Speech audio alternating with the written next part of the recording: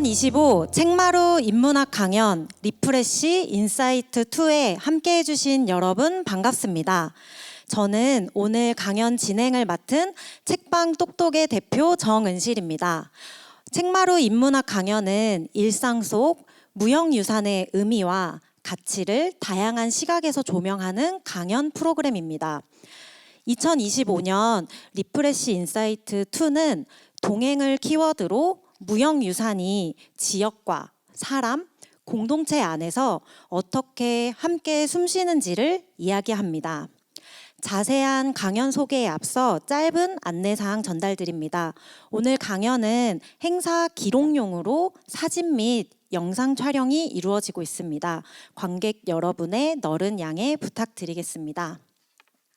3회차 강연은 원광대학교 역사문화학과 김주용 교수님을 모셨습니다. 김주용 교수님은 독립기념관 책임연구위원과 국사편찬위원회 사업추진위원으로 활동하며 전북 출신 독립운동가와 지역 항일운동에 대한 연구를 꾸준히 이어오셨습니다. 특히 전북의 3.1운동과 만주 지역 독립운동가에 관한 다수의 논문을 통해 지역의 숨은 역사와 인물을 조명해 왔습니다.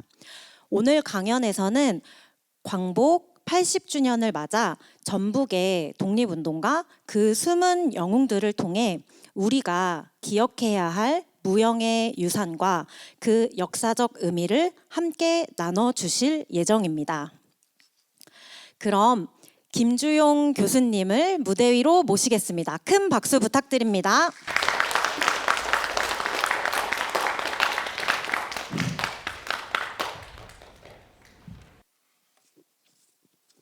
예, 반갑습니다. 방금 소개받은 원광대학교 역사문학과의 김주용입니다.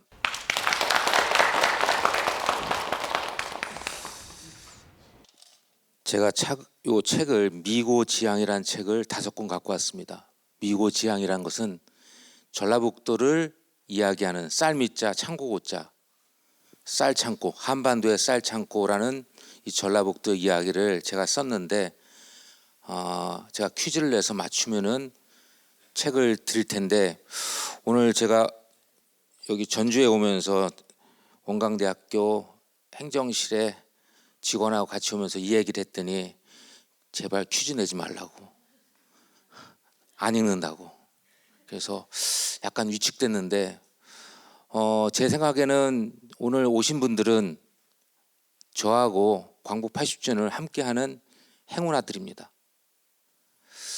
저는 이렇게 공연장에서 강의한 게 딱 오늘까지 2번이에요. 한 번은 2019년에 봉오동 전투라는 영화가 나왔을 때 오산 CGV에서 난데없이 영화 끝나고 특강해달라고 해서 한 적이 있고 그다음에 이렇게 조명바를 세게 받으면서 오랜만에 강의를 하게 됐습니다.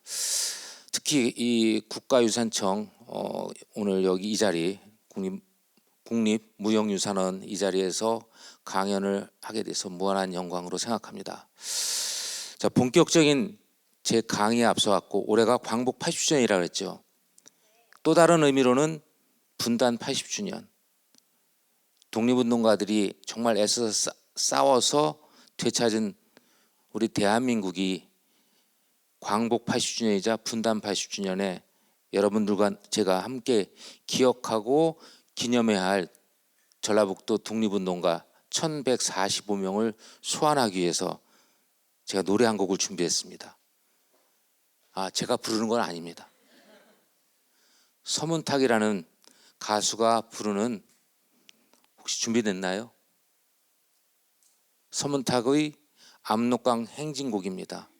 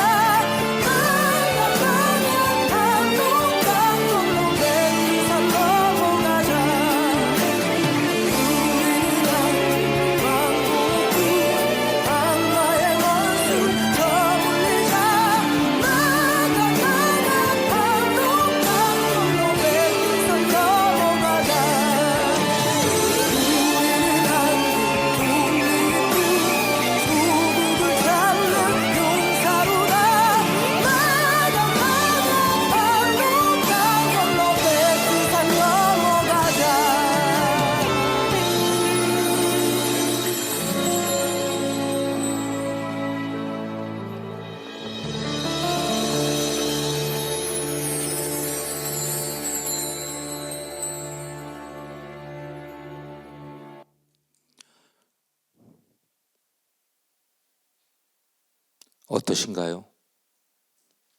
무겁습니까? 우리가 오늘 이 큰 주제가 동행입니다. 동행. 그런데 100여 년 전에 독립을 위해서 함께했던 전라북도의 독립운동가들 과연 몇 분이나 기억하고 계실까요? 제가 아까 서두에 전라북도 독립유공자는 2014년 12월 기준으로 1145명이고 8월 기준으로는 1138명입니다. 그 가운데 여러분들은, 여기 계신 분들은 전라북도에 태어났거나 또는 전라북도와 관계된 분들일 거예요. 근데 과연 연예인들 이름만큼이나 또는 숫자만큼이나 독립운동가들을 몇 분이나 기억할까요? 제가 여러분들한테 뭐라 그런 게 아니라 우리가 광복 80주년에 왜 이렇게 많은 전라북도의 인물들이 있음에도 불구하고 잘 기억을 하지 못했을까요? 오늘 전라북도에 숨겨진 이야기가 아니라 알아야 하는데 알지 못했던 이야기들이죠. 1138명, 제가 전라북도 출신은 아니지만 전라북도의 수많은 독립운동가들을 그룹핑하면서 하나하나 만나봤어요. 그래서 이 표를 작성하면서 나름 그래도 전공이 독립운동사인데 이 정도 표들은 또 인물 하나하나에 대해서 한번 곱씹어 볼 만한 전라북도의 위인들은 얼마나 될까라는 생각을 많이 했습니다. 오늘 우리 청중들께서 과연 정의로운 역사는 기억해야 하는 역사, 올바른 역사 이런 얘기 많이 하잖아요. 근데 기억하지 않거나 기억하기 싫거나 선택적으로 기억하거나 이거보다는 우리가 대한민국을 앞으로 지속 가능한 역사를 끌고 가려면 그 역사는 정의로운 역사여야 돼요. 이 가운데 아시는 분 계시죠? 자, 백용성, 제가 신공을 한번 해보겠습니다. 제목이 기억이 역사의 주인이다. 과연 이들을 아시나요? 민족대표 33인 가운데 하나인 전라북도, 다 전라북도 출신이죠. 백용성, 이분은 장수 번암 출신입니다. 이분은 임실 출신이고 이분은 익산 오산 출신인데 제가 왜 신공이냐면은 이분들의 생물 연대를 한번 말씀드려 보겠습니다. 1864년생, 1864년에 태어나서 1940년에 돌아가셨고 1866년에 태어나서 1927년에 돌아가셨고 1878년에 태어나서 1919년 4월 4일을 기억하는 이유는 바로 익산의 솜리 만세 시위운동 때 그날 현장에서 돌아가십니다. 교인들 6명하고. 자, 다시 신공을 부려보겠습니다. 백관수, 이분들보다는 나이가 어립니다. 고창 출신입니다. 일본의 와세다 대학교 나오고 28 독립선언서의 주역이죠. 1889년에 유명한 사람 찰리 채플린. 분위기가 싸하군요. 이렇게 얘기하니까 갑자기 1889년에 태어나서 1951년에 돌아가셨고 배헌은 익산 출신입니다. 1896년에 태어나서 1955년에 돌아가십니다. 강한년, 요즘은 이런 이름 못 짓습니다. 간 크지 않은 부모님은 지을 수가 없는 남자죠. 옥구 출신인데 신흥무관학교를 운영할 때 큰 역할을 한 인물입니다. 이 둘은 이분의 배헌의 매부가 강한년입니다. 신흥무관학교 만들 때 같이 올라갔죠. 1880년에 태어나서 1940년에 돌아가십니다. 제가 이들을 아시나요를 자꾸만 주문하는 이유는 광복 80주년에 이들과 함께 동행하고자 한 작은 바람입니다. 김춘배 3대 출신입니다. 1906년에 태어나서 1942년에 돌아가십니다. 이분은 형무소에서 쓸쓸하게 생을 마감하죠. 나영균 음력으로 1895년 12월생이고 양력으로 1896년 1월생입니다. 이분들은 제가 논문을 썼기 때문에 생물연대를 정확하게 알 수밖에 없죠. 추적하면서 호적을 파봤고 그다음에 족보를 검토하면서 1896년에 태어나서 1984년에 돌아가십니다. 그리고 이분은 지금까지도 영향력이 있어요. 왜? 대한민국 국회의원이 백봉 신사상을 받는데 제1회 백봉 신사상은 김근태란 분이 받았어요. 정읍 출신입니다. 이분도 정읍 출신이죠. 얼굴 어떻습니까? 굉장히 건방져 보이지 않나요? 저거 나가사키 형무소에서 찍은 사진입니다. 조금 있으면 돌아가세요. 구파 백정기 1896년에 태어나서 1934년에 돌아가시는데 죽을 줄 알면서 저 사진을 찍고 나서 얼마 뒤에 돌아가시죠. 그래서 백정기 의사의 시오록비가 천안에 있는 독립기념관에 세워져 있습니다. 유언을 어떻게 했냐면은 내가 죽거든, 그리고 내가 죽고 나서 광복이 되거든, 당신들은 내 무덤에 작은 꽃송이 하나만 얹어다오. 그게 저분의 유언이에요.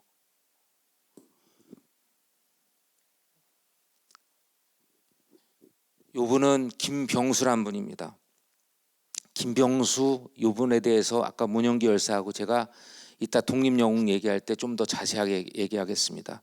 지금 행색이 어떻습니까? 지금 서대문 형무소에서 찍은 사진이에요. 1898년에 태어나서 1951년에 돌아가십니다. 의사예요.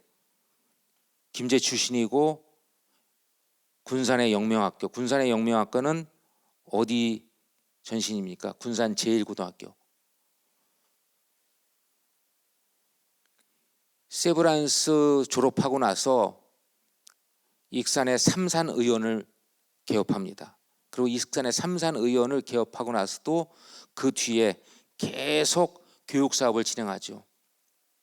이 김병수, 이분 굉장히 주목해야 될 인물입니다. 또 하나의 컷은 바로 박준승이라는 아까 임실. 자, 여기서 하나 퀴즈를 내겠습니다. 힌트를 드렸어요. 전라북도 독립운동가 1145명 가운데 14개 시군에서 가장 많은 독립유공자를 배출한 시군은 어디일까요? 정확합니다. 임실. 싫어도 책 보세요.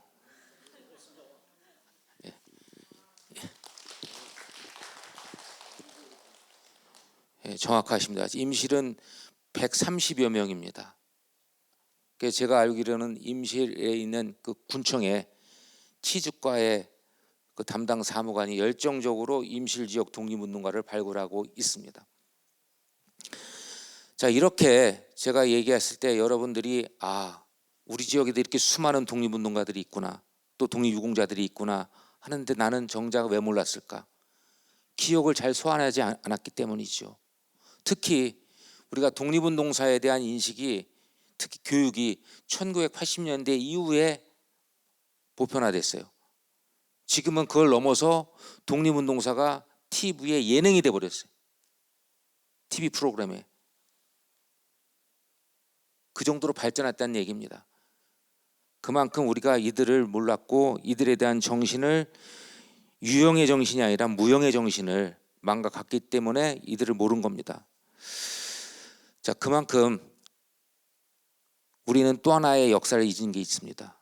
자, 여러분들 가운데 대한민국의 국치일은 언제입니까?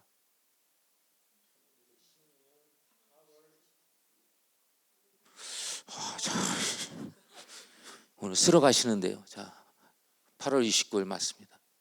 8월 19일이라고 그랬나요? X.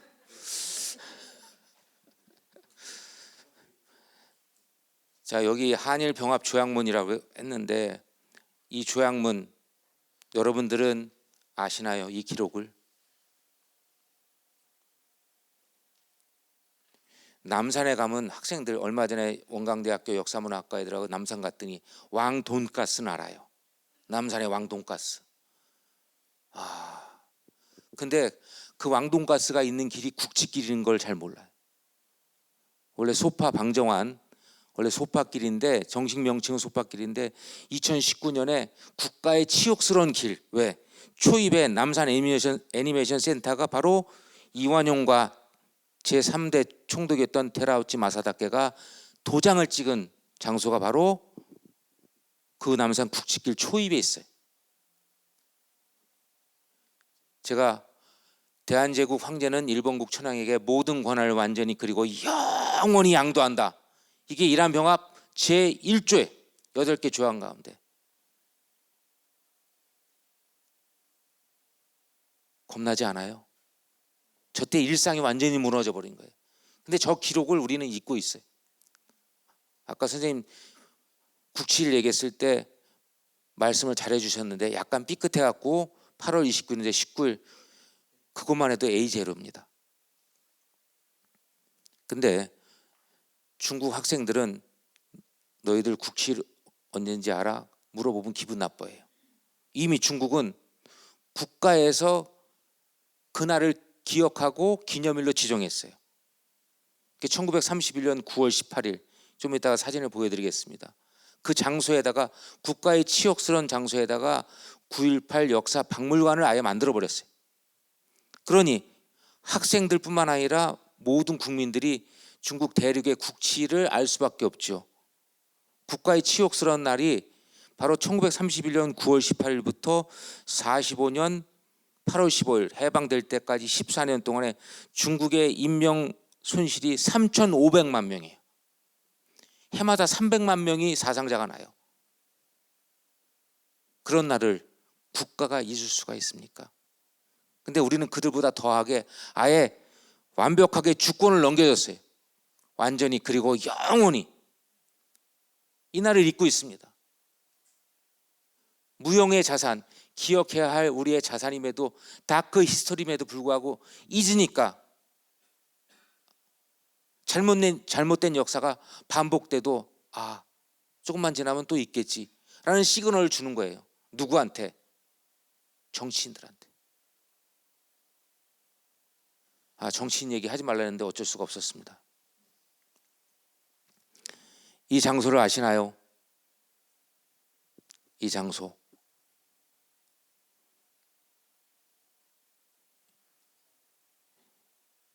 충칭이란 곳, 사천성의 한 작은 마을이었던 이 충칭이 국민정부의 수도가 됐고 지금은 현재 3,300만 명의 대도시입니다.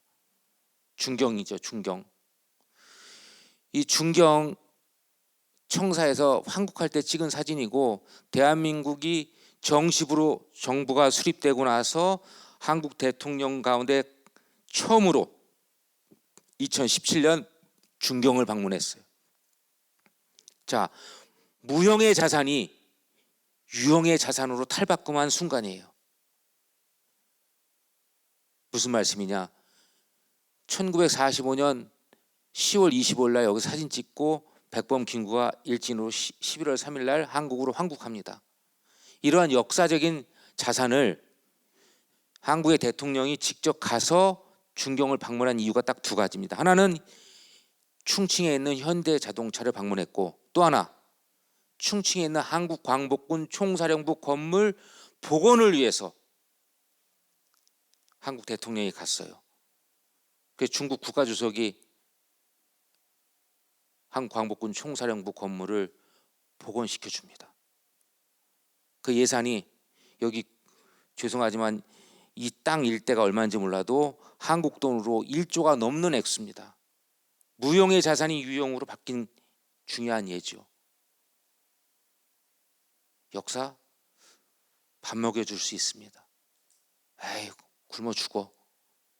옛날에 그런 인식이 있었는데 그것은 우리가 정말 먹고 힘들었던 시기에 당장 눈에 보이는 유형의 자산만 강조했기 때문이지요. 자, 이곳을 아시나요? 우리 익산에 익산에서 오신 분 혹시 있습니까? 익산에 가면 남부시장에 있는 익산 항일 독립운동 기념관입니다. 제가 무용에서 유용으로 바뀌는 예들 많습니다만 익산에 있는 항일 독립운동 기념관이 2022년 개관됐는데 완주에 하나가 있어요. 전라북도 14개 시군 가운데 하지만은 제대로 된 죄송하지만은 항일 독립운동 기념관이 전라북도에는 없습니다. 이게 전라북도의 지금 현재 현실입니다. 1145명을 온전히 기억하고 기념할 공간이 단 하나도 없어요. 도에서. 그분들은 나를 기억하고 기념하라고 해서 독립운동한 게 아닙니다. 그런데 후대들은 이제 경제적으로 세계 10위권인데 이 건물 원래 학교 건물이에요. 이 뒤에 있는 거는 대교 농장, 오아시 농장 사무실이고 이 두 개 합쳐갖고 만들었죠. 제가 유형의 자산 얘기하겠습니다. 7억 원 들었어요. 저때 감수 보면서. 제 고향 아주 험지였습니다. 제 고향은 제 말투가 그러니까 경기도 화성입니다. 살인사건만 있는 게 아니에요. 화성에는 화성 독립운동 기념관이 있습니다. 온전히 12로 480억짜리 화성 독립운동 기념관을 제암리라는 곳에다가 만들었어요. 그래서 여기 지금 제가 알고 있는 원광대 박사과정 학생이 있는데 이런 친구들이 공부해서 학예사로 나가고 연구사로 나갈 수 있는 토대를 무용에서 유용으로 만들어주는 게 우리 후손들인데 안타깝게도 잘 모르죠. 이렇게 생겼습니다. 또 하나 이곳을 아시나요? 아까 말씀드렸던 1931년 9월 18일 중국의 심양이라는 곳이 있습니다. 중국 원음으로 발음하면 맞는지 아닌지 모르겠지만 선양 그러죠. 예전엔 봉천이라고 그러고 그 심양에 있는 9.18 역사박물관에 여기 물망국치라고 쓴 강택면에 글씨가 있습니다. 잊어서는 안 된다. 그 치욕의 역사를.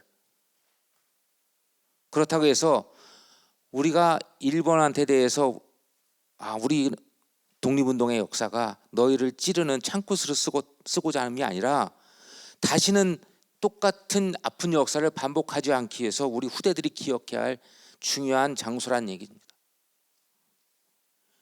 그렇다면은 우리 대한민국은 이렇게 국가의 치욕스러운 경험을 하면서 어떠한 행위를 취했을까요? 1919년 3월 1일 오등은 자해하 조선의 독립군임과 자주민임을 선언하노라. 독립선언서 보시면 아시겠지만은 굉장히 명문장입니다. 근데 제가 오늘 전라북도의 3.1 운동을 소환하는 가장 중요한 이유는 광복 80주년이자 바로 3.1 운동 자체가 대한민국을 만든 헌법적 가치를 생산해낸 아주 중요한 역사적 사건이기 때문이죠.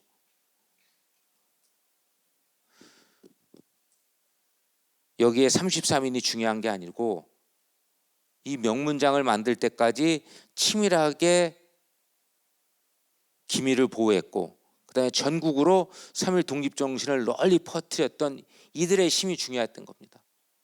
3.1 독립선언의 첫 시발은 바로 여기 중앙고등학교 숙직실입니다. 이 중앙고등학교는 아주 유명한 고등학교예요. 여기 전라북도 고창 출신의 인천 김성수가 만든 학교고 그다음에 여기에 수많은 독립운동가들이 여기를 거쳐갑니다. 이 숙직실에서 담양 출신의 송진호하고 그다음에 현상윤 그다음에 그들이 가르쳤던 학생 송계백이가 와서 선생님 도쿄에서 우리 유학생들이 모여가지고 2월 8일 날 독립청원을 하려고 합니다. 이제 우리도 전 세계에 치욕스러운 10년의 일제 강점을 벗어나서 독립을 선언해야 되지 않겠습니까? 라고 하죠. 근데 정작 펌프질은 3.1운동의 펌프질은 상하이부터 시작해요. 상하이에서 1918년 11월 달에 신한청년당을 만들어 가지고 신규식, 여운형 이런 사람들이 모여 가지고 이제 순종이 빼앗긴 주권을 누가 우리가 가져와야 되겠다라고 하는 대동단결 선언에 기초해서 독립선언을 할 것을 시작합니다. 준비하죠. 그래서 도쿄에 누구를 보내냐면 춘원 이광수를 보내서 28 독립선언을 만들고, 그 다음에 그걸 통해 가지고 송계백이라는 학생이 와가지고 이 숙직실에서 의논하고, 그러면 누구누구를 할 것이냐.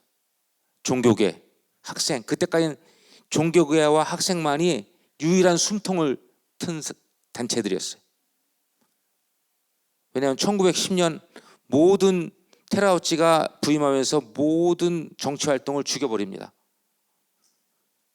1910년 10월 1일이 테라우치 부임일입니다. 이렇게 얘기하죠. 취임 일성.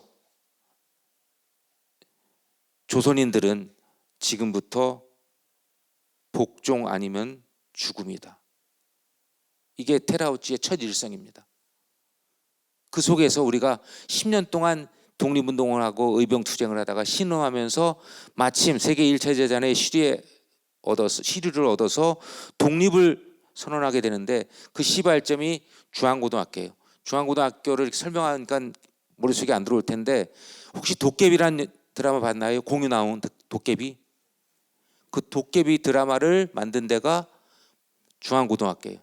왜냐하면 서울에 북촌에 옛날식 건물들이 그대로 남아있기 때문에 드라마 장소로 많이 쓰게 되죠. 그 밑에, 북촌 밑에 독립선언의 길에 만해 한영훈의 유심사 건물이 있고, 만해가 선생님 저도 손병희 집에 가서 나도 글을 쓸 수 있다. 어떤 글?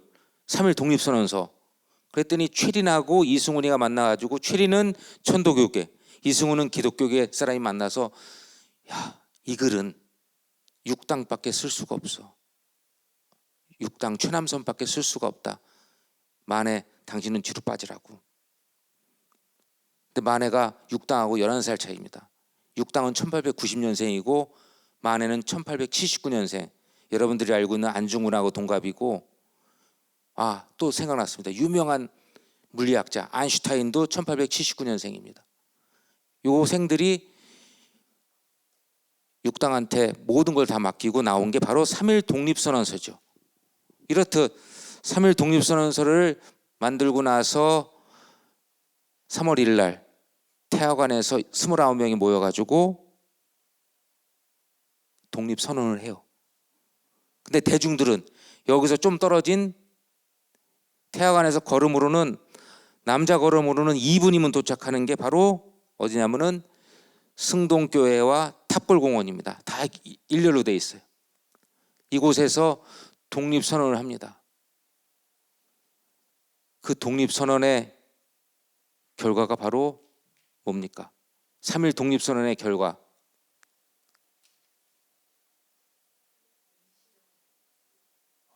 맞습니다.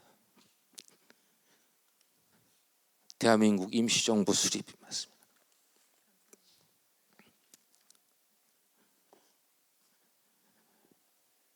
정확한 지적입니다. 바로 대한민국 임시정부 수립인데, 그 대한민국 임시정부가 1948년에 계승해서 만든 헌법입니다. 헌법 전문을 보시면은 대한국민은 기미 3.1운동 이렇게 쭉 나오죠. 그 다음에 87년 육공화국. 그래서 저는 3.1 독립선언은 독립운동이자 K-데모크라시의 원형이다. 한국 민주주의의 원형이 3.1 독립선언부터 시작됐다라고 해도 과언이 아닙니다. 그 이유는 바로 3.1 독립선언부터 여학생들이 역사의 전면에 나오기 시작합니다. 그전에는 나오질 않았어요. 역사에서 여성들이 전면에 나온 거는 애국개몽운동기의 국채보상운동이라 하지만은 그거는 거리에 나오질 않았어요. 근데 3일 독립선언 때는 여학생들이 단체로 3월 5일 날 남대문에서 시위를 하기 시작하면서 평화적인 시위, 그 시위를 통해서 우리는 대한민국 임시정부를 결코 만들어냅니다. 1919년 4월 11일 상하이 김신부로에서 현순의 집에서 대한민국의 원형인 대한민국 임시정부를 만들어내는데, 대한민국 헌법 제1조 1항이 뭡니까? 그건 너무 상식적이라 제가 선물 안 드리겠습니다. 헌법 제1조 1항, 요 임시의정원 헌법 제10개조도 제1조가 대한민국을 민주공화국으로 함의해요. 근데 엄청난 일들입니다. 왜? 여기에 모였던 사람들이 다 고종 때 철종 때 태어난 사람들인데, 왕조를 보면서 그 외피를 벗고 근본적으로 자신이 변혁을 탈피한 거예요. 민주공화국으로 갈 수 있을까요? 그 어려운 일들을 대한민국 임시정부에서 해냈던 얘기입니다. 그래서 대한민국 임시정부 요인들은 나를 낳아준 3.1운동을 잊지 않기 위해서 제1회 독립선언 기념식을 상하이 올림픽 극장에서 진행했습니다. 상하이 올림픽 극장은 안타깝게도 시티은행 자리로 바뀌었지만은 우리 그 사진만큼은 이렇게 남아 있습니다. 제1회 독립선언 기념식입니다. 그리고 정식 명칭이 3.1절이 아니라 독립선언 기념일이에요. 뭐라고요? 정식 명칭이 독립선언 기념식장이 아니고 독립선언 기념일. 이게 1919년 12월에 국무회의에서 정한 대한민국 국경절에 관한 법에 나온 정명입니다. 개천절은 건국기원절, 3.1절은 독립선언 기념일. 근데 이게 바뀌어버렸어요. 해방 이후에. 그래서 앞으로는 3.1절보다는 3.1절 병기해도 좋지만은 독립선언 기념일을 함께 쓰는 게 훨씬 더 우리 민족이 민주주의 국가로서의 위상을 정립하는데도, 영어로 번역하는데도 훨씬 더 아름답습니다. 이때 여러 명의 기념사가 있지만은 제가 한 분, 도산 안창호 1878년생입니다.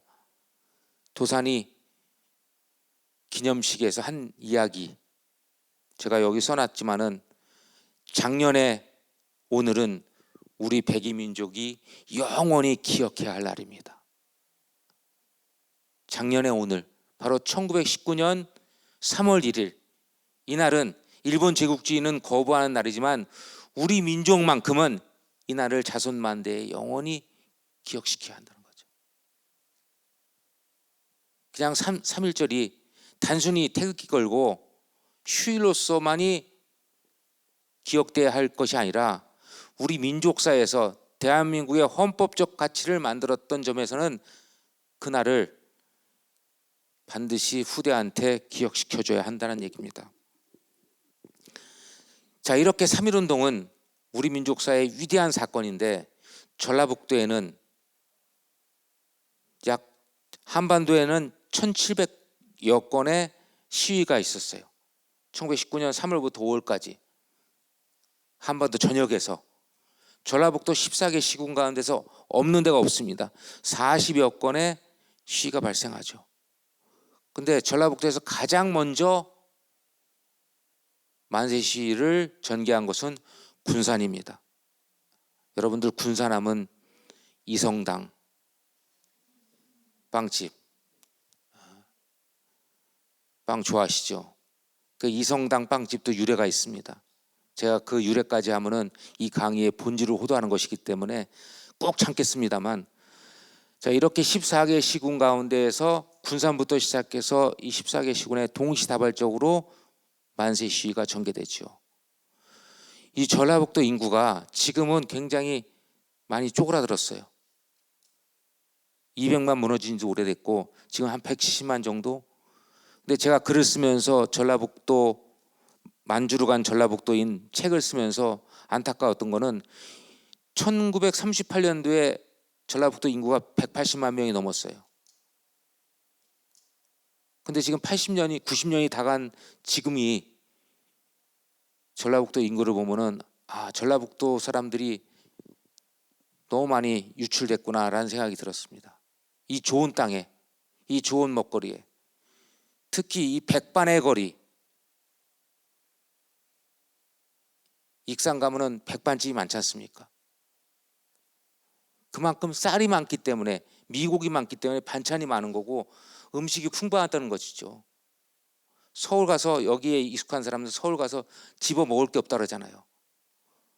그런 이 좋은 땅에서 인구가 점점점 줄어드는 거는 누구의 잘못도 아니고 시스템의 문제라고 생각합니다. 어찌됐건 이렇게 14개 시군, 우스갯소리로 이 무진장 그러지 않습니까? 무진장. 이건 제 얘기가 아니라 조선 총독부 관리가 그랬대요. 포기한 땅이라고. 날 게 없어요. 쌀도 없지, 뭐 산밖에 없잖아요. 그렇다고 뭐 익산처럼 황등석이 나오는 것도 아니고. 이렇게 전라북도에서 처음으로 독립선언을 하게 됐던 추동력은 바로 이 김병수란 학생에 의해서 일어납니다.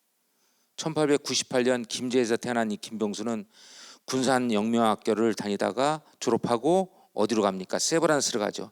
세브란스는 지금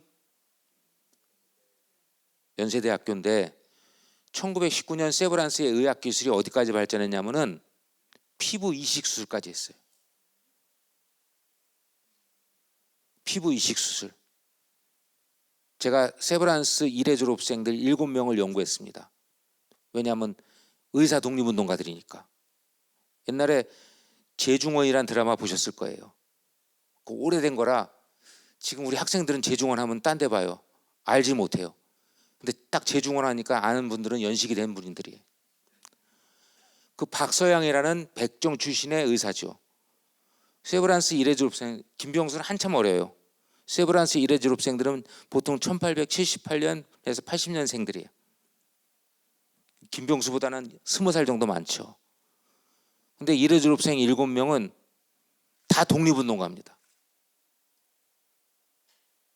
공통점이 다 독립운동가인데 또 하나의 공통점이 있어요. 이거 맞추시면 책 2권 드립니다.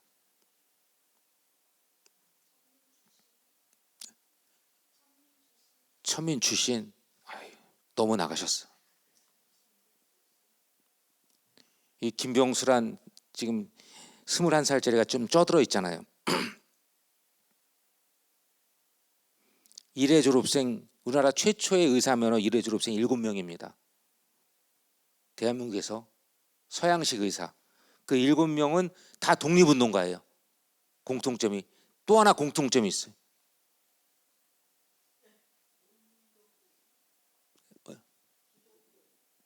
기독교인. 한 명은 아니에요. 좀 어렵죠. 제가 어려워서 2권. 묘가 없어요. 유해가 없어요. 해외에서 활동하다가 다 돌아가셨어요. 그래서 그분들의 유해를 찾을 수가 없습니다. 그러니까 연세대학교는 아예 의사사학과가 따로 있습니다. 자기들 선배들 기억하고 연구하냐고. 충분히 그럴 만하죠. 김병수라는 사람, 이갑성이라는 민족대표 33인이, 그 양반은 약학과 약제사입니다.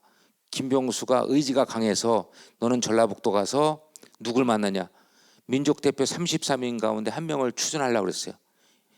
바로 김병수의 스승이었던 박연세라는 분입니다. 기독교인이죠. 군산영명학교 선생님이었고, 그 박연세라는 분을 모셔오거나 했는데 박연세가 도장을 찍질 않았어요.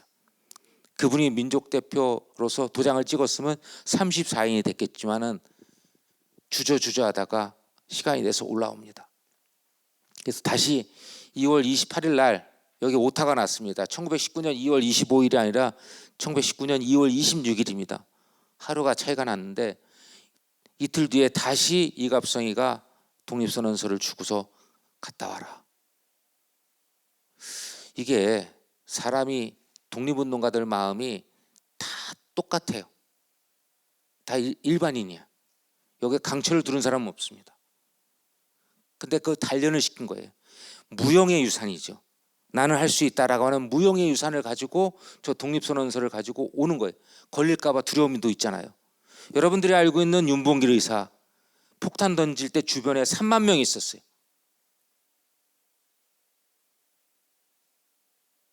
군인 10,000명과 일본 거류민 2만 명 속에서 혼자 3시간 뒤에 나가서 폭탄을 던졌을 때 그 마음은 어땠을까요?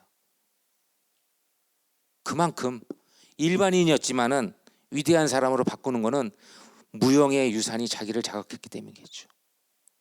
이렇듯 3월 5일 날 김병수가 갖고 왔던 독립선언서를 원래 3월 6일이 장날인데 발각이 돼버렸어요. 사회 곳곳에는 밀정들이 다 있습니다. 그래서 발각이 돼서 아예 그러면은 하루 땡겨서 독립선언을 하자 해가지고 보통 군사는 한강 이수에서는 가장 먼저 독립시위를 전개한 장소입니다.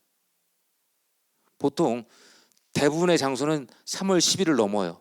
근데 군사는 저렇게 직접 민족대표 33인 가운데 하나였던 이갑성이 누구한테 세브란스를 다녔던 김병수한테 고향에 가서 독립선언서를 전달하고 독립선언서를 전달한 이후에 독립시위를 전개하게 됐죠. 김병수는 당연히 체포됐고 그 다음에 복역을 합니다. 복역한 후에 의사시험에 합격한 이유는 경성의전을 다녔던 사람들은 최적이에요. 왜? 경성의전은 국공립이잖아요. 그래서 조선 총독부가 경성의전을 다니다가 시위에 참여했던 애들은 제적시켜버립니다. 그런데 세브란스는 사립대학이고 이게 또 기독교 계통이라 그대로 살려둬요. 그래서 김병수는 다시 복학해서 의사 졸업장을 받고 어디에? 익산에다가 삼산의원을 만들게 되죠. 이거는 이전했어요. 이전해가지고 지금 익산역 앞에다가 세워놓고 익산 근대 역사박물관으로 만들어놨는데 이렇듯 김병수라는 사람이 없었으면 전라북도 하나의 큰 축이었던 이 군산 익산 지역의 독립운동 시위가 제대로 이루어졌을까 그런 생각이 듭니다. 그런 면에서 우리가 김병수의 그런 역할을 충분히 알 수 있는 것이고 그 다음에 여러분들은 혹시 박태련이라고 아시나요? 박태련 독립운동가 박태련 이분은 전주 출신인데 일본에 공부하다가 와세다 대학에 공부하다가 우리 고향에서 독립선언 독립시위가 있다. 그래서 와요. 귀국해가지고 3월 13일 남부시장 저도 남부시장 좋아합니다. 먹는 걸 좋아해서 콩나물국. 그런데 이때 3월 13일 요 시장 독립운동은 바로 박태련이 주도합니다. 박태련이 주도했는데 전주 사람들도 잘 몰라요. 누군지를. 그래서 제가 80년에 소환하는 이유는 이분도 언제 돌아가십니까? 1950년 6.25 전후로 대부분 다 돌아가세요. 우리나라 반민특위 초대 전라북도 위원이었던 분도 1950년에 전주 형무소에서 인민군한테 총살당하죠. 다 쓸쓸하게 제대로 된 세상도 못 보고 돌아가셨기 때문에 박태련이라는 인물 이 판결문입니다. 그리고 제가 메이지대학을 와세다로 바꿨네요. 메이지대학 명치대학 재학 중에 왔다가 3.1운동에 참여한 인물이 그 인물에 대한 판결문입니다. 이렇게 보시면 전라북도 여기 전주군 출신이고 이동면이라고 나옵니다. 그리고 그가 활동했던 전주 남무박 시장의 1920년대 모습이고 그의 중학교 신흥중학교 다녔던 전주 신흥중학교의 20년대 모습인데 이렇게 민족교육을 받으면서 자기가 독립운동가로 나가는 경우가 엘리트 코스가 아니에요. 웬만한 마음이 아니면은 독립운동을 할 수가 없어요. 편한 게 좋은 거란 말이에요. 일단 독립운동의 길로 가면은 너무 힘듭니다. 자, 임규란 분을 아실까요? 임규, 익산 출신 임규입니다. 여러분들 카스테라 좋아합니까? 카스테라. 제가 오늘 먹는 얘기를 하는데 카스테라를 만든 일본인이 쇼마 아이조라는 사람이에요. 쇼마 아이조를 굳이 제가 얘기하는 이유는 임규는 여기 익산 금마에 있습니다. 외손자가 살아요. 외손자가 가보니까는 외손자가 사는데 친손자가 저당 잡혀가지고 집이고 종산이고 다 홀라당 넘어가 버렸어요. 안타깝게도 1867년에 태어나서 1948년에 돌아가시는데, 임규가 돌아가셨을 때 어떤 인물들이 오냐면 서울대 총장이었던 최기동이나 외무총장이었던 조수왕이나 이런 사람들이 조문을 와요.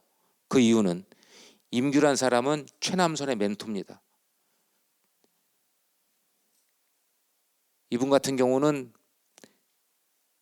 메이지대, 아까 메이지대 얘기했는데 일본에서 사립대학에서 쌍두마차라는 게 게이오하고 와세다인데 게이오 의숙 중학을 다녔습니다. 제가 이 사진은 제 각시하고 재작년에 가서 24년도에 가서 찍은 사진이에요. 임규가 여길 다녔구나 해서 중학교 쫓아다니면서 이분이 생각이 어땠을까? 왜냐하면 1895년이면 동학농민혁명이 끝날 시점이고 집이 잘 살았어요. 임규는. 그런데 일찍도 아니고 30 정도에 일본 유학 가서 오랫동안 있었습니다. 한 13년 동안 일본 유학 생활을 하다가 추남선 만났고 추남선의 천재적인 머리를 빌려서 우리나라 최초의 일본어 문법책을 만든 사람이 바로 임규인데 기억을 하지 못해요. 전라북도 익산에 낳은 국어학자이자 말모의 주인공 중에 하나였던 임규인데도 최남선을 알아요. 임규는 기억하지 못하죠. 그래서 제가 임규의 글을 쓰면서 그분 손자를 찾아서 저 포천까지 올라갔습니다. 전라북도 사람들은 이렇게 풍부한, 물적만 풍부한 게 아니라 인물도 풍부한데 드러내지 못했구나. 그래서 귀국 후에 경술국치 이후에도 조선 광문에 글을 널리 알리는 거예요. 윤동주가 왜 빛나는 인물이었습니까? 한글로 시를 써, 한글로. 그 시로서 독립운동을 한 거예요. 한글 시로. 지금까지도 여러분 가운데는 윤동주를 모르는 사람이 없을 거예요. 임규는 모르잖아요. 안타깝게도. 말모에 나오는, 혹시 영화 보신 분들은 잘생긴 윤계상은 알아도 임규를 꼭 기억해야 하는 이유도 바로 여기에 있습니다. 자, 임규가 중요한 거는 1919년 3월 1일 3.1운동 때 임규는 어디로 가냐면은 서울을 출발해서 자신이 어릴 때 활동했던 도쿄에서 독립선언서를 배포해 갖고 나눠주기 시작해요. 근데 독립선언서를 일단은 이게 철필로 긁어서 등사해서 나눠주는 그 순간에 자신도 체포된다는 걸 알고 있습니다. 그때 누굴 끌어들이냐? 이 사람을 끌어들입니다. 월봉 한기약. 잘생겼죠? 멋있게 생겼어요. 1920년대 한기약의 외모를 동아일보에서 평가할 정도로 한기약은 멋쟁이였습니다. 근데 일찍 죽습니다. 자식들은 다 잘났어요. 5명 다 서울대 나왔어요. 잘난 건 아니겠지만, 근데 손자는 잘났어요. 손자 중엔 괜찮은 역사학자가 있습니다. 한홍구라고. 성공회대 그 한홍구가 바로 한기약의 손자죠. 한기약 둘째 아들, 한만년의 셋째 아들인가, 어쨌든 그럴 겁니다. 틀려도 어쩔 수가 없어요. 이건 족법하지 않은 무릇이니까. 그래서 한기약과 함께 야 빨리 밀어, 독립운동 선언서를. 그래서 밀어가지고 바로 쇼마 아이조라는 카스테라 빵을 만든 그 집에서 밉니다. 그 쇼마 아이조는 약간 전쟁 반대주의자예요. 그래서 그 집에서 이렇게 독립선언서를 만들어서 등사하고 각 지역에다 배포하는 역할을 하다가 잡혀서 결국은 옥고를 치릅니다. 그 옥고를 치르고 한글 연구를 꾸준히 진행하다가 1948년 돌아가셨지만은 팔봉에 익산 팔봉에 그의 묘를 가니까는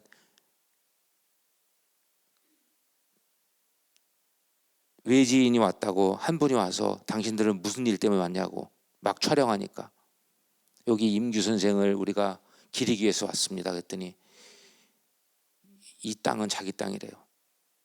이미 넘어가 버렸어요. 선산이. 그래서 그분이 어쩌지도 못하고 한국 고전 번역어를 만들었던 홍찬유라는 사람이 있는데 홍찬유의 스승이 바로 임규예요. 임규의 뒤에 저 뒤에 가면은 홍찬유가 쓴 스승에 대한 사부곡이 있습니다. 그래서 제가 저런 분들을 만날 때마다 강의할 때마다 약간 울컥하는 게 이분들의 생애가 정말 너무 쓸쓸하게 흘러갔습니다. 자, 다음으로 이제 아까 치즈의 고향 임실 독립운동가가 제일 많은 그거는 동학부터 시작해서 천도교가 맥을 이었고 그다음에 3.1운동뿐만 아니라 신간에까지 이어집니다. 여기는 우리가 어렸을 때 오수란 오수개 사람을 살린 그 오수개 얘기 많이 들었는데 바로 그 장소가 만세독립 기념지입니다. 제가 PPT 만드는 가운데 유일한 제 사진이 하나 있습니다. 이 뒤태입니다. 그래서 이 오수 3.23 만세 운동의 주동적인 역할을 하는 사람이 바로 이기송이라는 인물입니다. 이기송이라는 인물. 전라북도에서 기념관을 만들지 않으니까 이분들이 기억을 되살릴 수가 없죠. 소환할 수가 없죠. 이기송이라는 인물은 바로 이 오수 독립운동 시위 때 이런 말을 하죠. 여기도 오타가 납니다. 하여튼 연설을 합니다. 우리가 2천만 민족이 뭉쳐가지고 독립쟁취를 이끌어내지 않으면 후손만대에 후회할 수밖에 없다라는 얘기를 합니다. 그래서 이분은 7년형을 받았어요. 7년형. 시위로 인해서 가장 셉니다. 7년형을 언도받은 게 유관순 같은 경우도 7년 받다가 감형이 되죠. 근데 이분은 오로지 7년형을 받고 복역했어요. 이기송 임실 출신의 치지만 생각하지 마시고 이기송도 기억을 해줬으면 좋겠습니다만 제가 익산에 살지 않습니까? 원광대. 익산은 더 참혹합니다. 익산 항일 독립운동 기념관 만들어놨는데 익산의 대표적인 독립운동가 문용기 열사 같은 경우는 문용기 열사 지금 집이에요. 현재도 이거예요. 4년 전에도 이렇고 지금도 이렇고 익산 아파트는 엄청나게 올라갑니다. 쫙. 그런데 정작 우리의 무형의 자산인 우리 역사적 인물인 문용기 열사의 집은 오산면은 거의 폐가가 됐어요. 이거는 공공재의 어떻게 보면 국가 재산은 아니지만은 공공의 역사고 지자체가 이 정도는 충분히 보수하고 기려줄만 하죠. 전라북도에 이름난 사람들은 엄청나게 예컨대 백용성, 박준승 그다음에 이런 사람들 이소경 생각하면은 잘 해놨어요. 백정기도 그렇고. 근데 거기서 조금만 벗어나면 중해권에서 조금만 벗어난 사람들은 거들떠 보질 않아요. 이것도 모병입니다. 이문용기 열사는 1878년에 익산 태어났고 계속 크리스찬 학교를 다닙니다. 그리고 크리스찬의 이름으로 활동하다가 이승만 대통령도 만났고 결국 1919년 4월 4일 익산 남부시장 장날에 박연세란 이런 사람들하고 합동으로 독립운동을 전개하다가 앞서서 싸우다가 지금 자상을 입어가지고 총 맞아 죽은 게 아니라 칼 맞아서 여러 군데 칼을 맞고서 돌아갔어요. 저 옷은 독립기념관에 소장되어 있어요. 원본이. 우리가 죽음을 생각할 때 저는 1917년에 태어나서 1945년에 돌아간 윤동주를 가끔 생각을 해요. 28살의 나이에 일가를 이루지 못하고 쓸쓸하게 주사를 맞으면서 훅곡과 형무소에서 죽어갔던 윤동주를 생각하거나 또는 이민족에 의해서 총칼로 죽임을 당할 때 내 스스로가 자연사가 아니라 일상생활을 하다가 죽은 게 아니라 사고사 또는 침략의 과정 속에서 이민족한테 타살을 당했던 사람들의 심정은 과연 어땠을까? 독립운동은 자유를 추구하는 행동이자 일상을 회복하고자 했던 몸부림입니다. 여러분들 가운데 내 일상을 지금 당장 일상을 바꿔놓는다고 생각하면 분노하겠죠. 우리의 집단 2천만 명의 일상을 35년 동안 바꿔놔버렸어요. 근데 우리는 그걸 기억을 못해요. 안타깝게도. 누구를 기억할까요? 그래서 우리가 이렇게 문용기 열사를 기념하고 기억하고 있지만은 정작 익산 독립운동 기념관을 만들었던 익산시도 후대들을 키우지 않는 거예요. 현장에 학예사를 두지 않고 계속 후대들한테 교육시키고 배양해야 되는데 거기서 멈춘 거예요. 애만 놔놓고 관리가 안 돼 있어요. 이 순국 열사비 귀한 겁니다. 이승만 전 대통령이 문용기 열사를 그리면서 해방되고 나서 문용기는 어떻게 지내? 1919년에 이미 죽었습니다. 깜짝 놀라서 그가 대통령 되고 나서 요 기념비를 설립하게 되죠. 요거는 오산 읍사무소 앞에 있는 순국열사 오산 출신의 사람들을 세우는 것을 제가 현장 가서 찍은 사진입니다. 시간이 다 돼서 저희 이야기를 정리할 때가 된 것 같습니다. 제가 한 명 한 명 다 한 사람 한 사람 강의하면은 원광대학교 사학과 한 강좌가 나올 정도인데 오늘 여러분들한테는 좀 축약적이면서 광복 80주년에 전라북도 독립운동가들을 어떻게 소환하고 또 왜 그들이 남긴 유산을 우리가 기억하고 이어나가야 할지 그거에 대해서 같이 소통하는 시간을 가져보겠습니다. 제가 이 PPT를 만드는데 너무 힘들었어요. 강의 준비하는 것보다도 PPT 만드는데 시간을 많이 들였습니다. 우리 각 씨는 몰라요. 제 PPT를 얼마큼 심혈을 기울여서 만들었는지. 이게 다 제 작품입니다. 이 정도면 저를 아는 사람들은 열화 같은 박수를 칠 텐데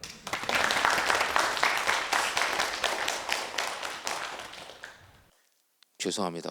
억지로 박수를 치게 해서.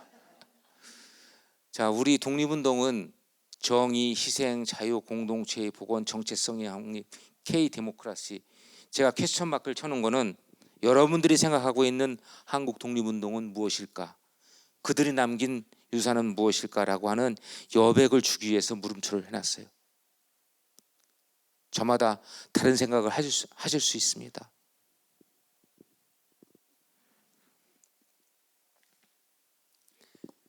자, 독립운동 어려운가요? 독립운동가라고 하면은 왠지 우리하고 다른 사람 같아요. 안중근 의사, 윤봉길 의사, 일상생활에서는 나쁜 남편, 나쁜 가장이에요. 집안을 팽개치고 장부출과 생불안. 1930년에 윤봉길은 22살의 나이에 애가 둘이 있는데도 배용순 여사한테 이런 방구 안 하고 그냥 나가버렸어요, 집을. 장부출과 생불안. 여기 남성분들 가운데 과연 2025년 5월 27일 이후에 이런 것을 할 수 있는 사람은 단 한 명도 없습니다. 장부출과 생불안, 그 글 쓰고 나갔다 이 얘기도 안 하고 바로 이혼장이 날라올 거예요. 좀 심하게 표현하면. 안중근 의사 어땠습니까? 안중근 의사 허구한 날 집안에 있질 않아요. 1905년 을사늑약 이후부터 계속 돌아다니죠. 이런 사람들이 일상생활에서는 나쁜 아빠, 나쁜 아버지지만은 우리 대한민국 역사에서는 영웅입니다. 오늘 전라북도에 숨겨진 영웅 이야기, 광복 80주년, 저와 여러분들이 꼭 기억해야 할 단어가 하나 있습니다. 아프고 힘들고 갈등과 혐오의 시대에 독립운동가들의 역사. 저는 코로나 시기 다 힘들었잖아요. 우리 백신을 맞고 힘을 내 또는 아플 때 약을 먹고 건강을 회복하거나 우리 몸도 균형을 찾기 위해서 열심히 했어요. 우리 역사, 우리 국가의 역사도 마찬가지입니다. 좌우우 균형이 있어야 날 수도 있고 균형이 있어야 건강하죠. 바로 독립운동가의 백신이야말로 반목과 질시 시대, 전쟁과 폭력의 시대에 가장 명약이 아닐까 생각이 듭니다. 광복 80주년 우리가 잊혀진 또는 숨겨진 전북의 독립운동가들을 소환하는 이유도 여기에 있다고 할 수 있습니다. 제가 강의 마지막 순서에 화성이 낳은 3대 인물이 있습니다. 화성이 낳은 3대 인물. 제가 아까 날짜를 정확하게 외웠죠. 역사학자 중에서 제가 나름 신공을 발휘해요. 연도를 외우는 화성 출신의 조용필이 1950년생입니다. 올해 한국 나이로 76세. 1953년 차범근. 화성에 나온 3대 인물 마지막 한 명 남았습니다. 그건 굳이 제 입으로 얘기하지 않겠습니다. 그래서 그 화성에 나온 3대 인물 첫 번째 올해 76된 용필이 형의 노래 한 곡을 감상하고 제 강의를 마무리할까 합니다.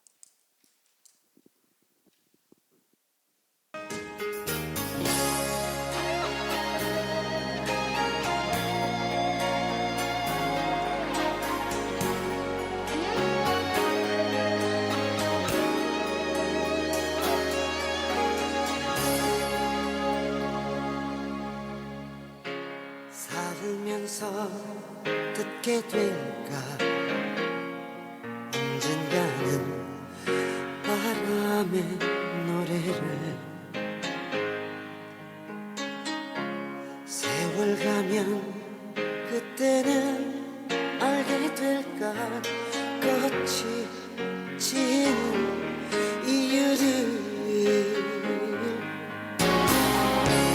나를 떠난 사람들과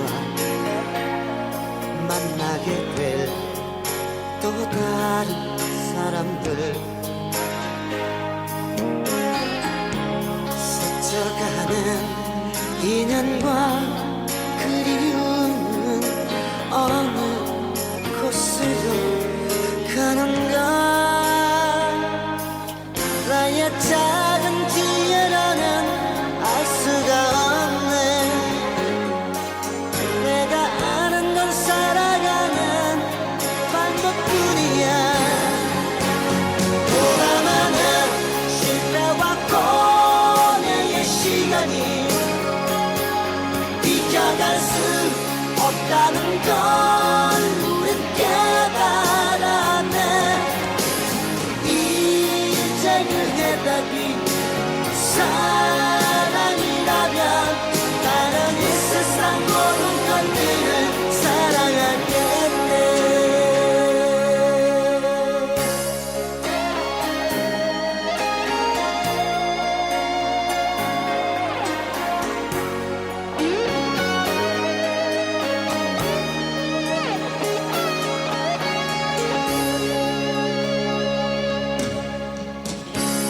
나를 떠난 사람들과 만나게 될 또 다른 사람들 스쳐가는 인연과 그리움은 어느 곳으로 가는가 나의 작은 뒤에 너는 알 수가 없네 내가 아는 건 살아가는 방법뿐이야 보나마는 실패와 고뇌의 시간이 비켜갈 수 없다는 걸 우린 깨달았네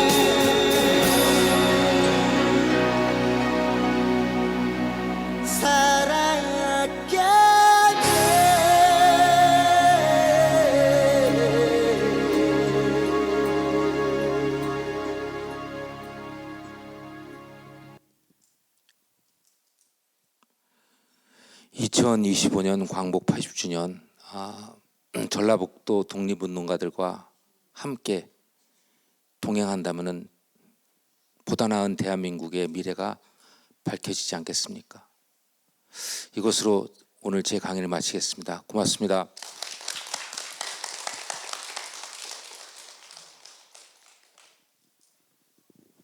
네, 교수님 이쪽으로 자리해 주시겠어요? 네, 질문 보드 들어와 주세요. 네,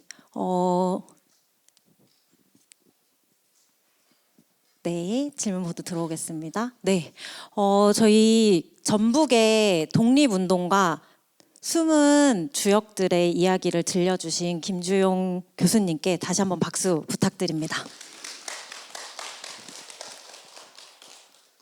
네. 그럼 여러분들께서 포스트잇 질문으로 작성해 주신 내용들을 바탕으로 질의응답 시간을 가져보도록 하겠습니다. 네, 교수님 마이크를 살짝 이렇게 앞으로 돌려주시면 네, 감사하겠습니다. 아직 익숙하지 않아서. 네, 그러면 한번 질문들을 잠깐 읽는 시간을 가져보도록 할게요. 좀 질문의 내용이 좀 길어서 천천히 한번 읽어봐 주시고 먼저 원하시는 질문을 우선으로 좀 골라주시면 좋겠습니다. 네, 잠깐 기다려 주세요. 끼워도 돼요? 네, 제가 한번 읽어드리도록 하겠습니다. 네, 아주 꽉꽉 채워서 작성해 주셨는데요. 전주 신흥중고에서 3.1 만세운동을 주도했다고 하는데 다른 전북 지역 3.1 만세운동도 궁금합니다. 조선시대 국가재정의 25% 정도를 전라도가 제공했다는데 3.1운동 이후 무장 독립운동에도 전주 지역, 전북 지역에서 독립자금을 많이 지원했을 거라 추정되는데 근거 자료가 있을까요? 누구신가요? 네, 손을 저쪽 높이 들어주셨습니다. 전주 신흥 그러니까 3.1 독립선언의 큰 축은 종교계와 학생입니다. 그러니까 종교계도 기독교, 천도교, 근데 불교 같은 경우는 민족 대표 33인 가운데 두 분이 계시잖아요. 백용선과 한용운인데 적을 수밖에 없는 게 산에서 내려오질 않았어요.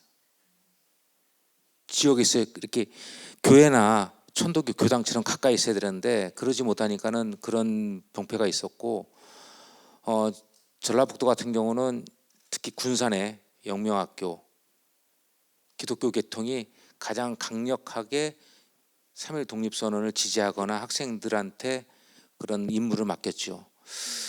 그리고 우리가 이제 뭐 조선왕조의 25%, 근데 전라북도는 가슴 아픈 곳이에요. 아까도 말씀드렸지만은 전라북도에서 아까 강한년 이런 분들이 옥구 우리 선생님 웃으시려고 그러는데 강한년 자꾸만 이름이 굉장히 좋죠. 근데 이분이 지금은 군산이지만 옥구 출신이에요. 자기 땅을 팔아가지고 신흥무관학교 운영비를 쓰죠. 근데 신흥무관학교 딱 얘기하면은 중앙에서는 뭐라 그러냐면은 우당 이혜영, 육형제, 그 다음에 안동의 석주, 이상용 가문, 뭐 김동삼, 김대락 여기 군산하고 전라북도는 다 빠졌어요. 왜 빠졌을까요? 연구가 안 돼 있으니까 빠지죠. 관심이 없고 여기 사람들은 열심히 일을 해서 또 농지가 넓잖아요. 제가 추적하건대 전라북도 출신의 유학생들이 일본에 제일 많습니다. 왜 그럴까요? 땅이 많아요. 농토가 넓고 안동 쪽 가보세요. 안동 유림들 제가 안동 유림들한테 똑같은 얘기합니다. 안동은 정신문화의 수도라 그러는데 과연 안동 정신문화의 수도의 키워드는 뭡니까? 선생님들한테 막 이렇게 쪼아요. 선비정신이거든요. 양반들 정신문화의 선비의 키워드는 염치인데 과연 안동 사람들은 염치를 알고 있습니까? 뭐 이런 식으로 얘기했죠. 마찬가지로 이 전라북도 같은 경우는 안동은 그래서 땅이 대평원이 없어요. 풍산들 작아요. 그런데 여긴 김제, 익산, 뭐 옥구, 저 정읍, 전라북도만 해도 어마어마하게 무진장 빼놓고는 넓게 분포돼 있어요. 그러다 보니까는 28 독립선언서의 주역이었던 백관수나 이런 사람도 결국은 누구한테, 그러니까 나영준이라는 정업 출신의 이 사람이 갖고 온 것도 있지만은 김제 출신의 정노식이가 자기 땅을 팔아서 28 독립선언 자금을 주지요. 근데 만주 무장투쟁의 자금은 정확하게 밝혀진 게 없습니다. 그거는 제가 자신 있게 얘기하는 게 제 전공이 독립운동사 가운데서도 만주 지역 독립운동사예요. 근데 만주 지역에는 전라북도 출신들이 많이 가는데 특히 많이 간 시기는 농민들, 전라북도 사람들 가운데 만주 이주민들이 굉장히 많아요. 그래서 만주에는 정읍촌, 무주촌, 전북촌 이렇게 지명이 있어요. 집단 부락을 형성한 사람들. 여기 과잉 인구라 그래서 여기 농사를 잘 짓단 말이에요. 농사 기술이. 만주는 한족들은 농사를 못 지니까 여기에 있는 사람들을 많이 만주로 가게 되죠.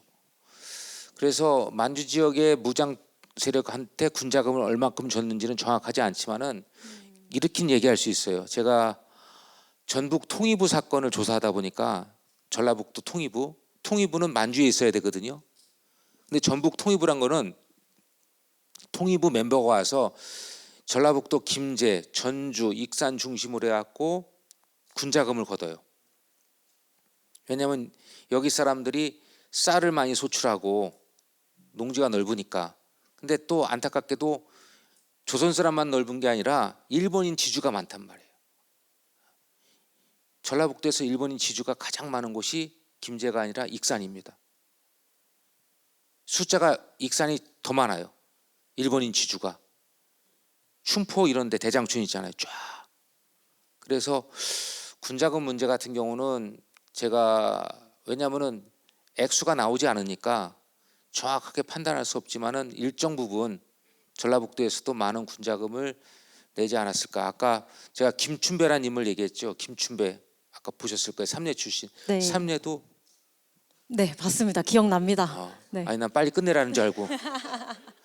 그래서 그 삼례 같은 경우는 넓은 평원이고 그래서 김춘배 열사 같은 경우도 독립운동을 전개하다가 군자금 모금하러 여기로 와야 될까라는 그런 고민들을 많이 하죠.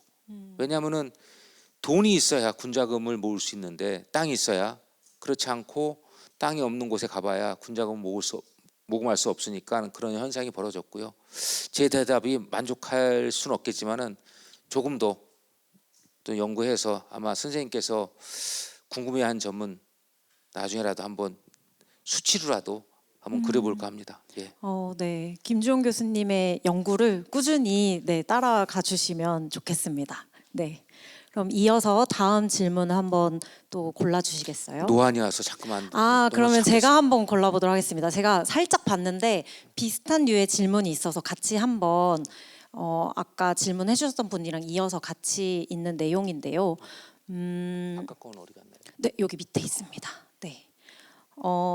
광화문 광장에 세종대왕과 이순신 장군 동상이 있어 역사적 상징물이 되었습니다. 전주역 천마중길 광장에 전주를 대표하는 독립운동가 동상을 세운다면 어느 분을 선정하고 싶으세요? 라는 질문도 있으시고, 다른 분께서 우리나라 역사 속에서 가장 존경하는 위인이 누구신지요? 그리고 그 이유도 궁금합니다. 좀 비슷한 맥락으로 갈 수 있을 것 같아서 한번 같이 질문을 드려봅니다. 어려운 질문이네. 어렵군요. 너무 많아서 한 분을 고르시기가. 아니요, 괜찮습니다. 제가 서울 광화문 광장에 세종대왕, 이순신, 충무공 동상과 완전 어쨌든 두 분 다. 네. 그런데 광화문 광장에 없는 게 하나 있습니다. 뭘까요? 전 근대 인물만 있고 우리나라 근대 조형물이 없어요. 예컨대 네. 광복 기념물이라든지 이런 형상화된 게 없어요. 무슨 말씀이냐면은 우리는 독립국가에 있고 수천 년의 역사를 가졌지만은 일제 침략에서 벗어난 상징적인 기념물은 필요하다는 얘기예요. 근데 그게 서울 한복판에 있어서는 더 좋았는데 뭐 전쟁기념관이나 지금 천안에 있는 독립기념관 이런 데만 있잖아요. 네. 근데 그거는 좀 아쉬운 거고 전주 전라북도에는 아까 말씀드렸지만은 특히 전주에 독립유공자가 한 1,100명 정도 될 거예요. 근데 그분들 가운데 한 명을 선정하면은 저는 싸울 것 같습니다. 가문들이. 그리고 선정위원회가 아예 난파될 거예요. 전주시장님이 머리가 아파갖고 그거 하지 마소.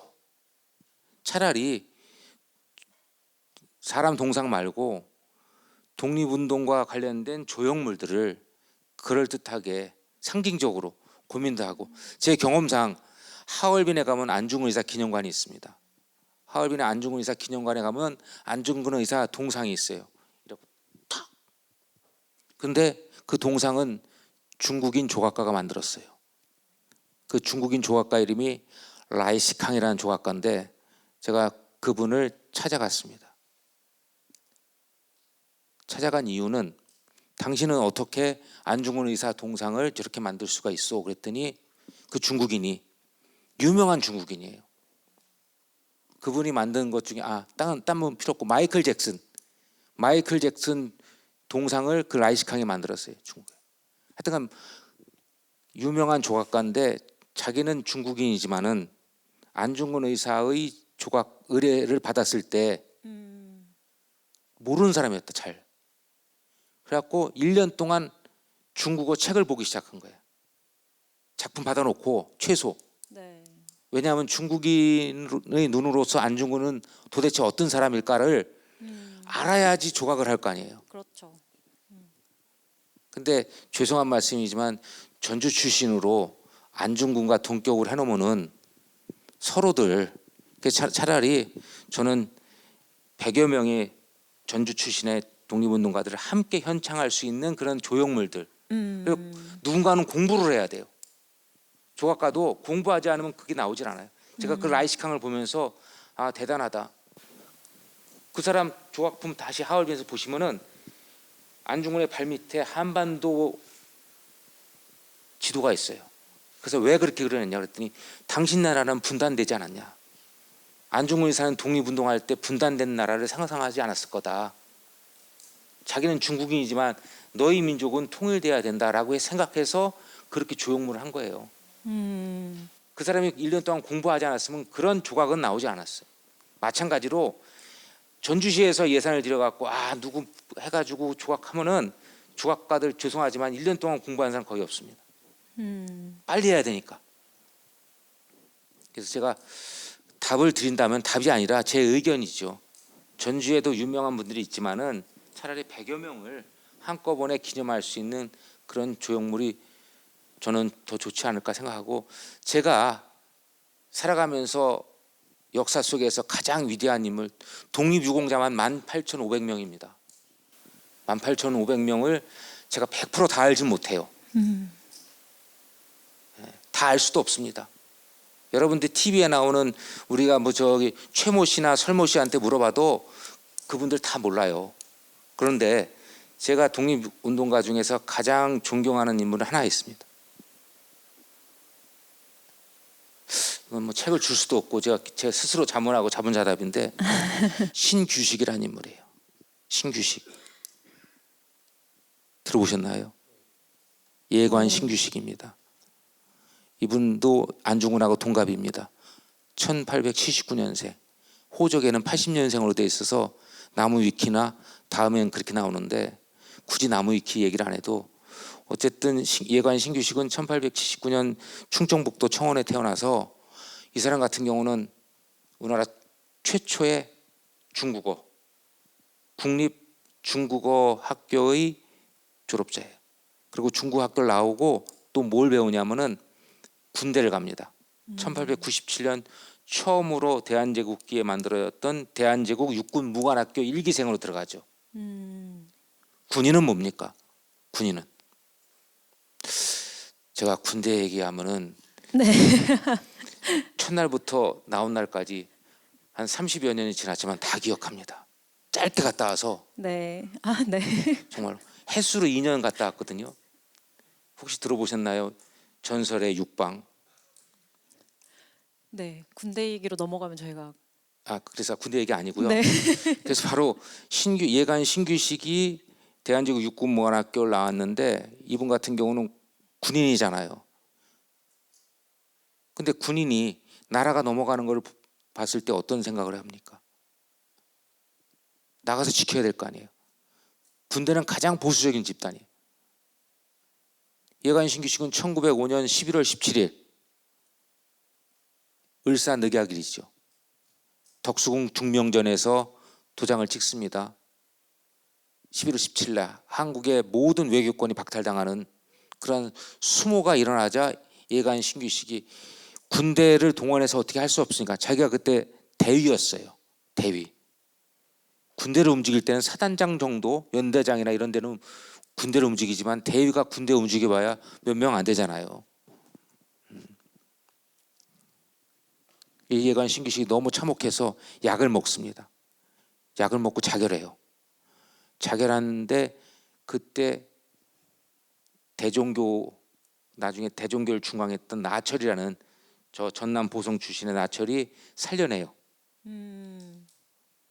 근데 눈이 돌아가 버렸어요. 부작용으로. 그래서 호가 그때부터 네. 예관입니다. 흘길 예자. 흘겨본다. 이렇게 보지 않고 이렇게. 제가 흘겨보나요? 네. 예, 그래서 예관, 이 눈동자 항상 이래요. 그 예관 신규식이라 항상 선글라스 끼고 다니죠. 그리고 1910년 또 나라가 망하니까는 또 내가 더 이상 여기서 살 수가 없다 해서 자결했을 때도 또 살려내서 어디로 보내냐면 중국으로 보냅니다. 그래서 신해혁명 때 순원이 신해혁명 참가했던 유이한 조선 사람이 바로 신규식이고, 바로 예관 신규식이 상하이에서 추동해서 만든 게 대한민국 임시정부입니다. 그 대한민국 임시정부의 외교총장을 하고 22년에 이승만 대통령이 더 이상 대통령직을 수행하지 않고 어디로, 미국으로 가자. 그때 신규식이가 내가 외무총장 역할을 못했으니 내 책임이다 해서 그땐 진짜 죽어버려요. 죽습니다. 자결을 어떻게 했냐면 곡기를 끊어버려요. 그리고 유언장을 남기죠. 그 유언을 그 사위 성림 민필호한테 남기고, 성림 민필호한테 남겼던 그 유언이 바로 성림 민필호의 사위, 그 사위는 누구냐면 돌아가셨어요. 고려대학교 총장을 지냈던 김준엽이라는 사람입니다. 네. 그래서 그렇게 후대한테 영향력을 미치고 몸소 자신이 생각했던 것을 실천했던 위대한 신규식의 행위가 네. 저는 독립운동가로서 가장 인상에 남고 존경에 맞지 않는, 물론 윤봉길 안중근 다 있지만은 한 번은 쉬워요. 근데 두 번, 세 번 하기가 어렵습니다. 뭐 하여튼 예관 신규식을 존경한다라는 걸로 제가 질문에 대답을 했습니다. 네. 만족스럽지 않아도 어쩔 수 없습니다. 네, 존경하시는 분과 그리고 동상을 세운다면 백인이 모두 함께 하되 충분한 조각과 이해의 과정의 시간이 확보되어야 한다라는 이야기까지 해주셨습니다. 저희 시간 관계상 마지막 질문이 될 것 같은데요. 포스트잇 이벤트 질문도 있지만 그래도 현장에서 혹시 김주영 교수님을 직접 뵐 때 마지막 질문으로 나 한번 꼭 놓치지 않고 가고 싶다라고 하시는 분이 있으시다면 손을 들어서 네, 질문을 해주시도록 하고요. 혹시 없으시면 포스트잇 이벤트로 한번 진행을 해보도록 하겠습니다. 네, 마지막 질문이 되는데요. 이 질문으로 한번 진행해 보도록 하겠습니다. 3.1 운동사에서 전북이 차지한 비중은 어느 정도였으며 전북에서 일어난 3.1 운동이 역사적으로 미친 영향은 어떠했나요? 기말고사 문제 같은데요. 마지막으로 과제를 교수님께 기말고사. 드립니다. 제가 전 한반도에 지금 파악된 독립유공자는 18,500명이라고 그랬어요. 독립유공자는 독립운동가하고 다르죠. 독립운동가는 더 많은데 네. 독립유공자는 국가에서 지정한 서훈을 받은 사람들이에요. 그래서 전라북도가 약 1,145명이고 그다음에 충청북도는 제가 조사해 봤는데, 왜 조사해 봤냐면 충청북도 진천에서 강의 요청이 왔어요. 그래서 조사해 봤더니 전북의 절반 한 600여 명 정도가 독립유공자인데 거기에 이제 독립유공자 가운데서도 보제 이상설이라든지 이런 분들이 있어서 특강하러 갔더니 뭐 비슷한 얘기지만은 다 가문사예요. 가문사. 근데 전라북도 3.1 운동에 관련된 인물들은 가문이라기보다는 개인사가 많아요. 오, 무슨 말씀이냐면은 네. 우리가 양반 가문 그러죠. 저는 중요합니다. 종손, 종갓집 굉장히 우리가 지켜야 될 문화유산이죠. 그런데 1910년 나라가 망하고 나서 양반들을 어떻게 다뤄야 될까라고 조선 총독부가 고민을 해요. 결론이 뭐냐? 얘네들은 당근과 채찍만 있으면 잘 될 거다. 그래서 성균관을 폐지시켜버리고 경학원을 만들어요. 경학원. 경학원은 뭐냐면은 조선 총독부의 유학 정책을 널리 흥기시키는 건데 예컨대 이런 거죠. 대한민국의 정체성을 대통령실에서 나서서 요즘 말로 국뽕이란 거 있잖아요. 우리 대통령실은 너무 잘한다. 조선 총독부는 열화와 같이 내선 일체를 추진하고 있으니 양반들이여 합심해서 우리를 도와달라. 쉽게 얘기해서 경학원에서 강연단을 만들어서 쫙 해요. 그분들의 인식은 뭐냐면은 나라는 없어져도 가문만 있으면 된다라고 하는 가문들이 있어요. 친일 가문들. 근데 그것에서 벗어나서 이충무공 후예들은 결단력이 대단합니다. 이충무공 후손들, 직계 후손들은 독립운동가들이 많아요. 직계 종손도 그렇고. 근데 전라북도의 3.1운동 관련된 인물들 가운데서는 정말 기라성 같은 가문의 누가 아니라 네. 정말로 먹고 살만하지만은 또 인텔리지만은 독립운동을 위해서 내 한번 바칠 수 있다라는 생각을 많이 했던 거예요. 그런 면에서는 타 지역 특히 양반가들만 다글다글 제가 이제 경상북도 가서 이건 경상북도 가서 똑같은 얘기예요. 경상북도 안동에서 협동학교를 세운 유림들이 있어요. 석주 이상용이나 김대락이나 김동삼. 근데 의병들이 협동학교 교사들을 죽입니다. 근데 그 교사들을 죽인 협동학교 교사를 죽인 신학문을 하지 말라고 해서 의병들이 죽였어요.